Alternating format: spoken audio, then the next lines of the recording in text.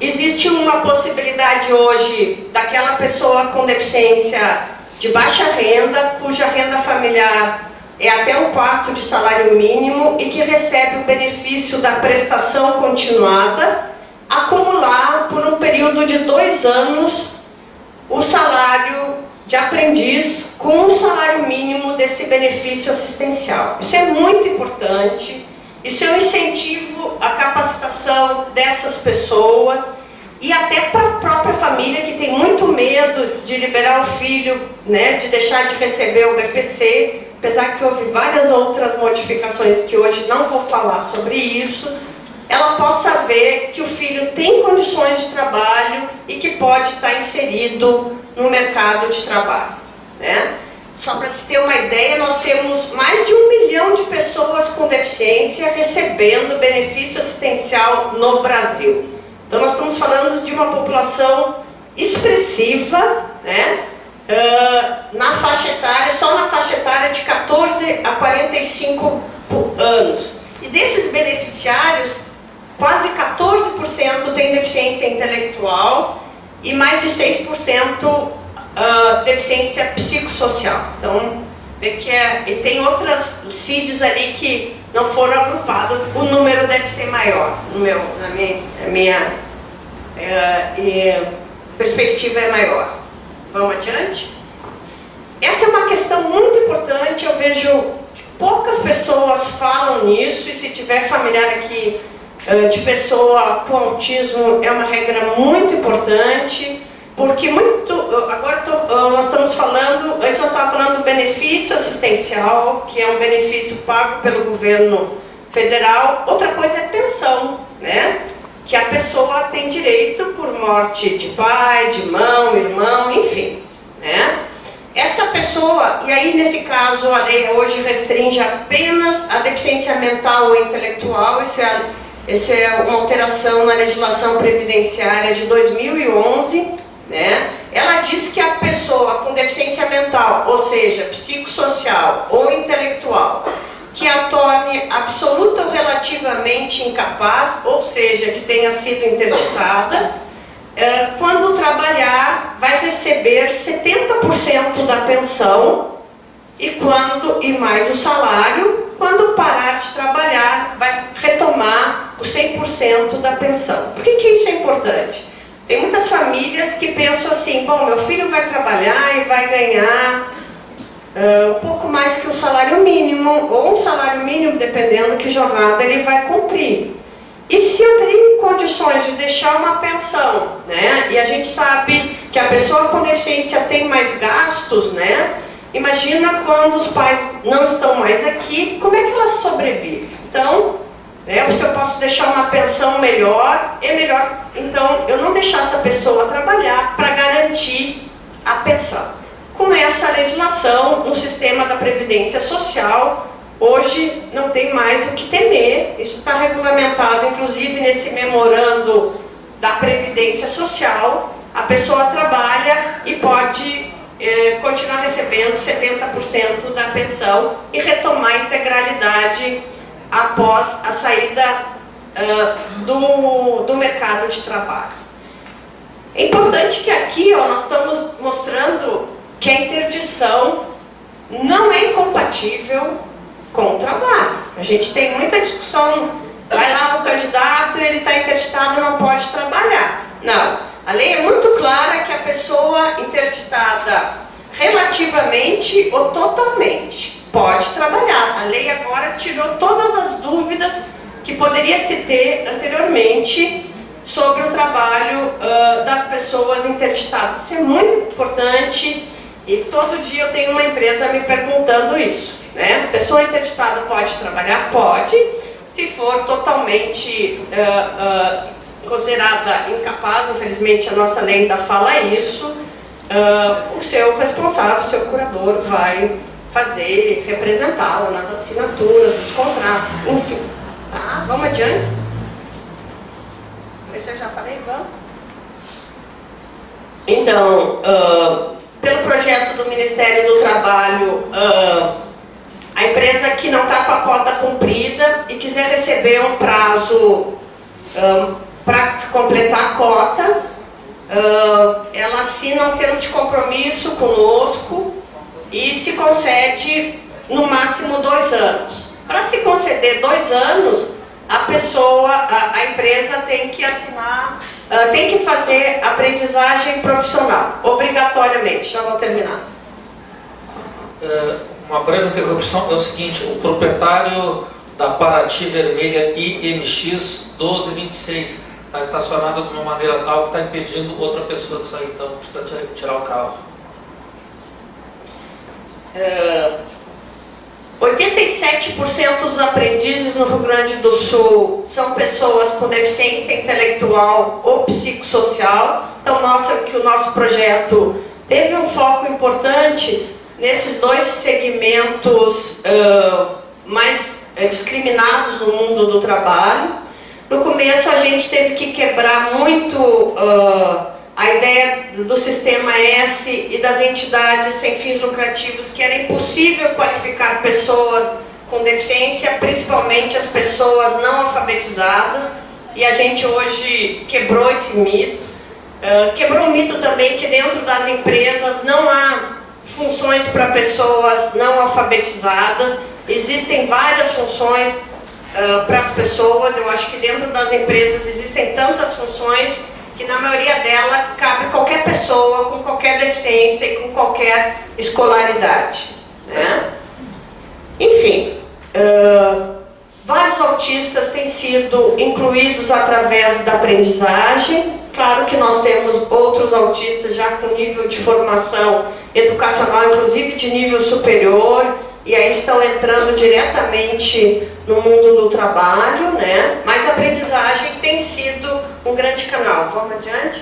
Eu vou mostrar alguns exemplos aqui, né? Então, vou falar do Ademir, que é um trabalhador com autismo, né?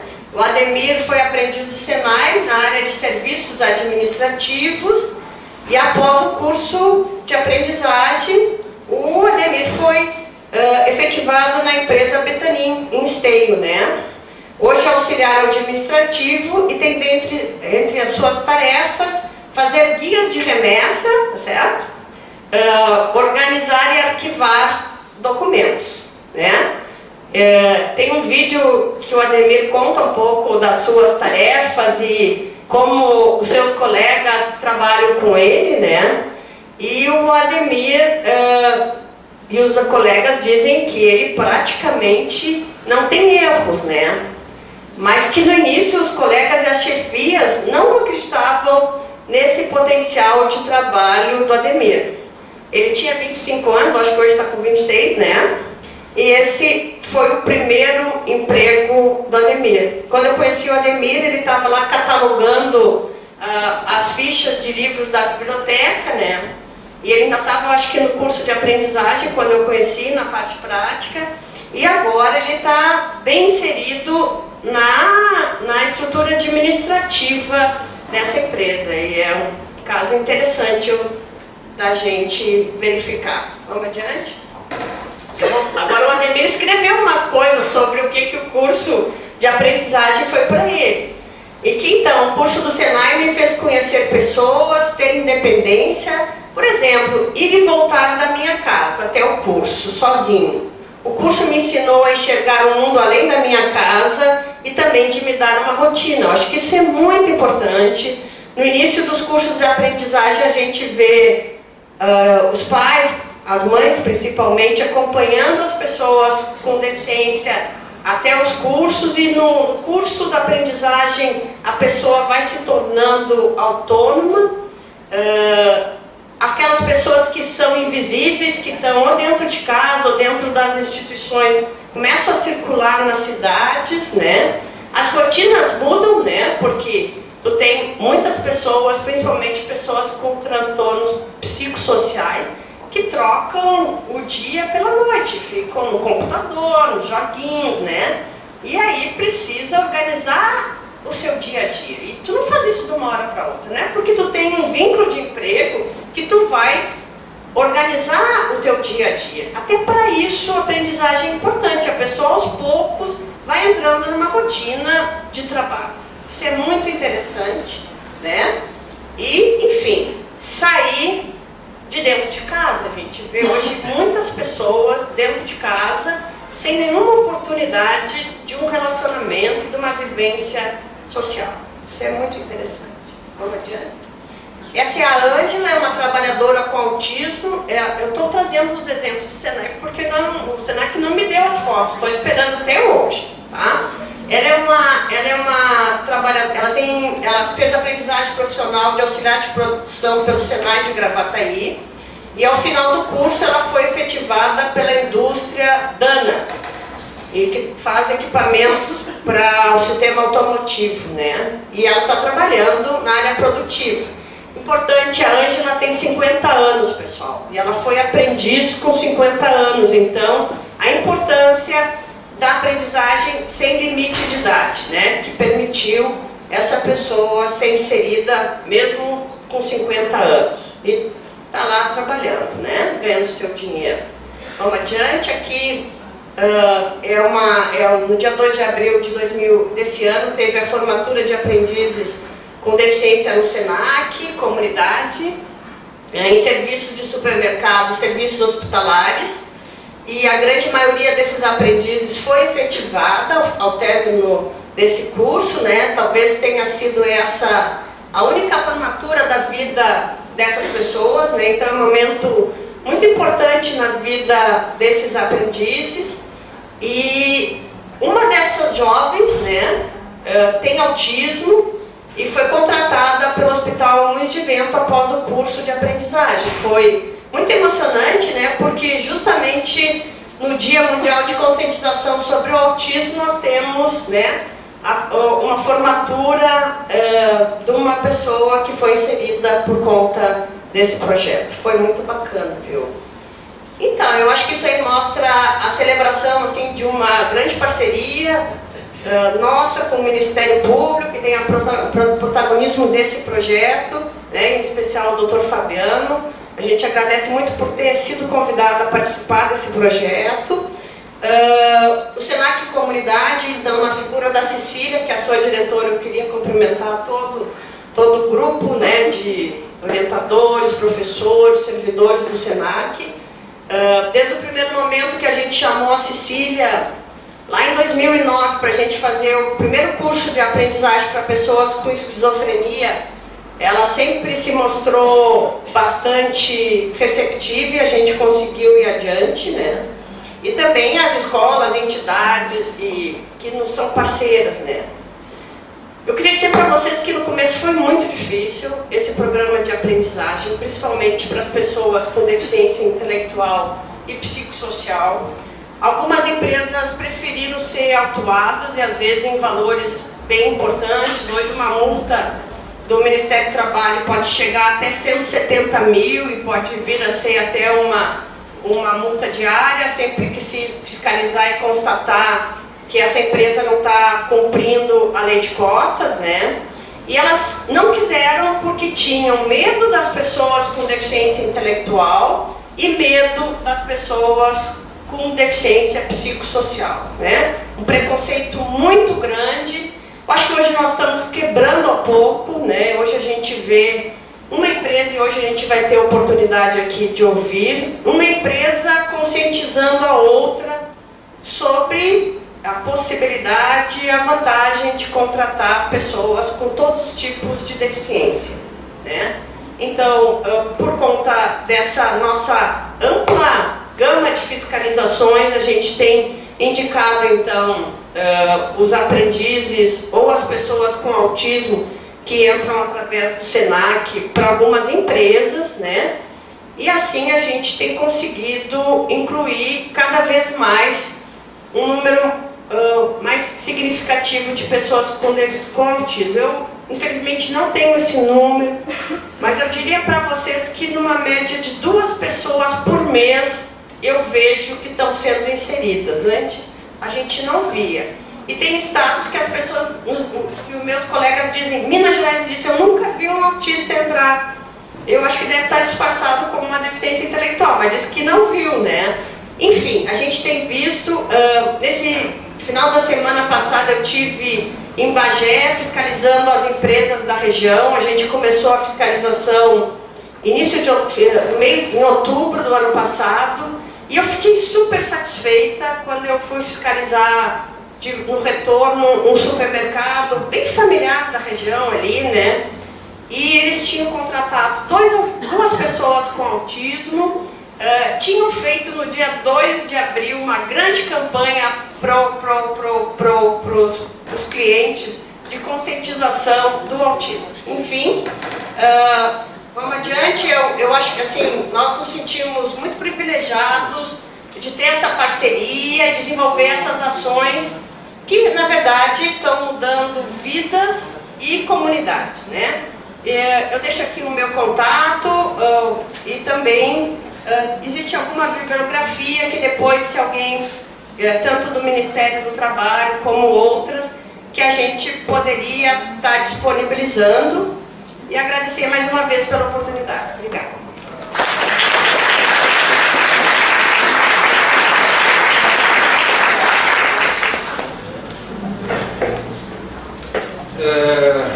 Mais um carro Honda Fit Prata KXJ2948. Também está impedindo a saída do novo carro. Informamos que tanto a apresentação da psicopedagoga Nádia Fávero como a apresentação da auditora fiscal Ana Maria Machado da Costa estarão disponíveis no nosso site do MPT, que é brt4.mpt.gov.br. Estarão disponíveis já a partir de hoje de tarde. E daqui a alguns dias, provavelmente, também estará disponível o vídeo que está sendo gravado com toda a apresentação. Caso alguém não tenha preenchido ainda a ficha de inscrição, favor levantar o braço, colocar ali o seu nome, o seu telefone e o seu e-mail, que a partir de hoje de tarde ou amanhã nós remeteremos o certificado de participação neste evento. Com a palavra agora, a pedagoga do SENAC Comunidade, Daniele Skill Rockenbach.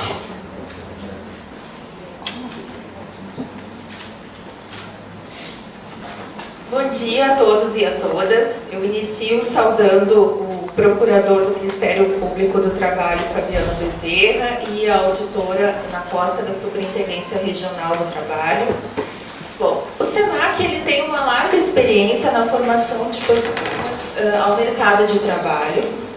Em relação às pessoas com deficiência, isso sempre foi incentivado através do programa SENAC de Acessibilidade. Mas em relação à nossa unidade, que é a parceira deste projeto, que é a SENAC Comunidade, isso iniciou de uma forma muito mais substancial a partir de 2009, com uma parceria com a Superintendência Regional do Trabalho e Emprego, onde passou a se efetivar o encaminhamento de pessoas com deficiência ao programa de aprendizagem, pessoas com deficiência intelectual e psicossocial. Que é um programa de aprendizagem, já foi muito bem apresentado aqui. Ele é uma formação técnico-profissional dividida em 2 módulos. O primeiro módulo é a parte teórica, realizada nas dependências do SENAC, e o segundo módulo é a parte prática, realizada na empresa contratante. Como já foi citado aqui, desde o início das primeiras turmas de deficiência intelectual e psicossocial, se identificou a necessidade de, mesmo no módulo teórico, nós propiciarmos atividades práticas que se assemelhassem ao máximo possível ao ambiente que o aprendiz iria encontrar na empresa. Isso foi bastante efetivo. Apesar dessa experiência, o transtorno do espectro autista ainda era algo novo para nós. E a partir de 2013, a convite então se estabeleceu mais uma parceria com o procurador Fabiano, com a auditora Ana Costa, para que nós recebêssemos então alunos com autismo. A partir do início dessa proposta, nós já vislumbramos pelo menos 3 desafios. O primeiro deles, ligado à sensibilização e formação dos nossos docentes e da própria equipe pedagógica. O segundo, relacionado à seleção, acompanhamento e suporte desses alunos, tanto dentro do ambiente do SENAC quanto na empresa. E o terceiro desafio ligado à sensibilização e formação das empresas que receberiam esses aprendizes. Então, o primeiro passo da direção da unidade foi a contratação de uma psicopedagoga com ampla experiência nessa área, que foi a Nádia, e que atuou primeiro na formação prévia desses professores, não apenas com formações sistemáticas, mas também com momentos individuais para esclarecimento de questões pontuais. Nós podemos dizer que o trabalho da psicopedagoga ele é fundamental, principalmente em 3 fases desse processo. Primeiro, na seleção, que é o primeiro contato desse aprendiz, que nos chega através da própria procura dos familiares, ou através da superintendência do trabalho, ou através da indicação das empresas. Ela realiza uma avaliação no intuito de identificar se esse candidato ele teria um pleno desenvolvimento numa turma regular, que hoje nós temos 30 alunos, ou se ele teria um desenvolvimento melhor numa turma com um número um pouco mais reduzido, com 15 alunos, onde 2 docentes executam as atividades, ou ainda, como já foi citado aqui também, se ele teria condições de ser encaminhado direto ao mercado de trabalho, mas mesmo assim contando com o apoio do SENAC e da psicopedagoga. Depois, em relação às empresas, foi realizado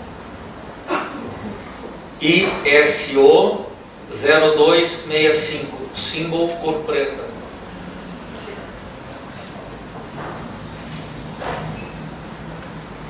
Em relação às empresas, o que é feito?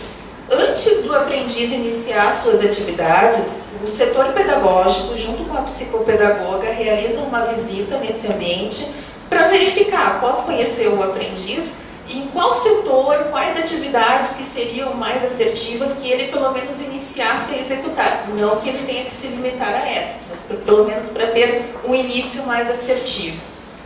Durante a parte teórica, durante a parte prática, quando ele já conclui essa parte do SENAC, o setor pedagógico propicia momentos de avaliação desse aprendiz na empresa, onde são avaliadas as competências profissionais dele nesse local. Essas conversas são momentos excelentes para fazer aqueles ajustes que só se consegue fazer quando o aprendiz já está em atividade na empresa. Seja em relação às suas atividades, seja em relação à forma de comunicação, seja para esclarecer dúvidas da chefia imediata e dos colegas sobre como designar as atividades, como fazer essa comunicação, como conversar, como ser mais assertivo, né? Como acolher realmente essa pessoa no seu setor. Apesar desse início, do início ser curto ainda, foi em 2013, do período ser curto, nós já consideramos essa experiência muito exitosa. E já foram realizados 4 cursos de aprendizagem com a participação de pessoas com autismo, que foram aprendizagem em serviços de supermercado, em serviços administrativos, em auxiliar em desinfecção hospitalar e aprendizagem em comércio. Se nós olharmos para isso de forma numérica, pode parecer pouco, mas se nós olharmos isso de forma qualitativa, percebendo a diferença que esse programa de aprendizagem fez na vida dos aprendizes e na vida das suas famílias, realmente não tem como mensurar. Desses 4 jovens que participaram, um ainda está em atividade prática na empresa e uma delas foi contratada, que a auditora Ana Costa mostrou nas fotos, pelo Hospital Moinhos de Vento, que foi a Vitória.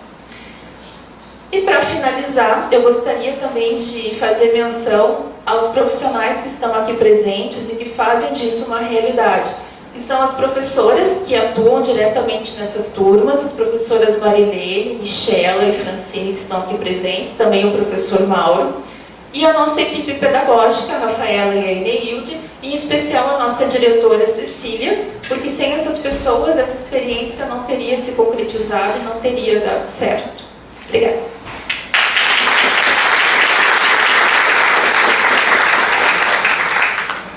Nós temos marcado para as 11 horas da manhã os depoimentos de um trabalhador e dos representantes da empresa a qual ele trabalha, que é a Sindus Andrix.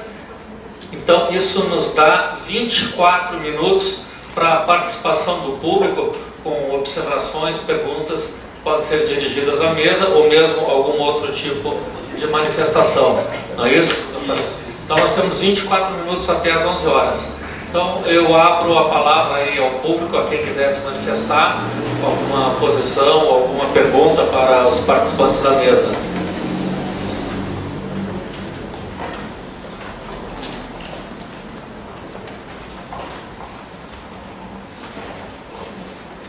Bom dia, meu nome é Carla, eu sou assistente social de uma empresa de Santa Cruz do Sul, onde a gente tem um sazonal, né? E a minha dificuldade, que eu estou encontrando é de convencer a família quanto ao tempo de trabalho dele dentro da empresa, já que a gente trabalha por safra. Então a gente tem 5% dos efetivos, a cota que a gente tem que preencher, ela está preenchida, mas a parte dos que são temporários, safrista, vai chegar uma época que eles vão ter que parar de trabalhar. Então vão trabalhar no máximo de 5 a 6 meses durante o ano. Como fica, né, esse tempo que ele vai estar fora do mercado de trabalho, enquanto ele não vai estar recebendo? Então, para a família, é como se ele saísse perdendo com o tempo, né? Isso está sendo bem complicado de eu trabalhar com família. Eu queria uma orientação por parte da Ana, né? Como é que a gente poderia fazer?